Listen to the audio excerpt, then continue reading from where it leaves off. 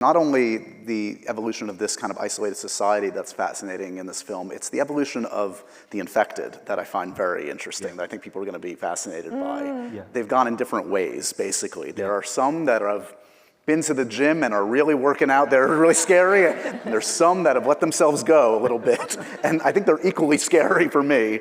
How did you arrive at that? I guess do you just sort of like you and Alex think out, okay, how would this go down? How to extrapolate from 28 years? What would happen? It was very serious because the authorities, the EU, UN, whoever is the military who are quarantining the island of the UK, are imagining it will die out. But that's a complete mistake. It's nature. It's a part of nature, just like anything. And it will evolve. And it will survive. It's not just a story of survival of the people on the Holy Island who are survivors we recognize as being like us.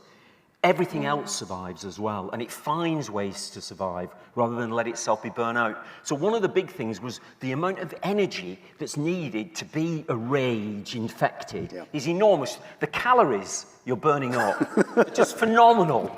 So you think, well, they'll starve to death straight away.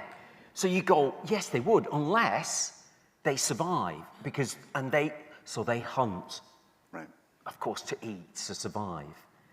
Oh, except some of them do it differently. They expend no energy at all, and they live on the ground, the people you're talking about being out of condition. And they eat grubs and worms and things like that. And then others evolve, and it's more like the virus acts like a steroid on them. And they evolve into the leaders of the hunters, if you see what I mean. So it becomes a kind of hierarchy in a way, and you realize, you get little glimpses, you think they're a bit organized in a way. Because 28 years is, obviously it's a ridiculous amount of time for that kind of evolution to have taken place, but once you accept that it's just a period where evolution is seen to happen and it's accelerated for our purposes. For you guys, again, this gets back to what you keep saying, Aaron, about sort of like the set that he creates, like being in that environment and seeing these folks in that amazing makeup must be like, okay, I'm in Danny Boyle's 28 years later. This is 30% of the job right now. Now I know where I'm at. What was it like to sort of see, I don't know, this amazing makeup job done?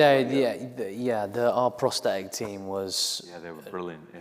Who are the names, do you know? John Nolan. John Nolan, And his studio, they were Victoria. Because they were absolutely, they were terrifying, actually, Also, they're often, like, stunt performers. They run at full speed. Nobody's slowing down for you. Like, you're getting chased. Like, you know what I mean? Right, in fields. Yeah. Quite thick fields. Through nettles. You know, it's like there is... Without any clothes on.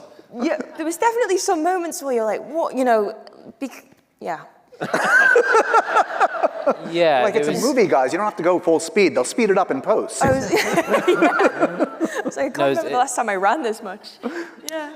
Yeah, there's some pretty terrifying infected out there.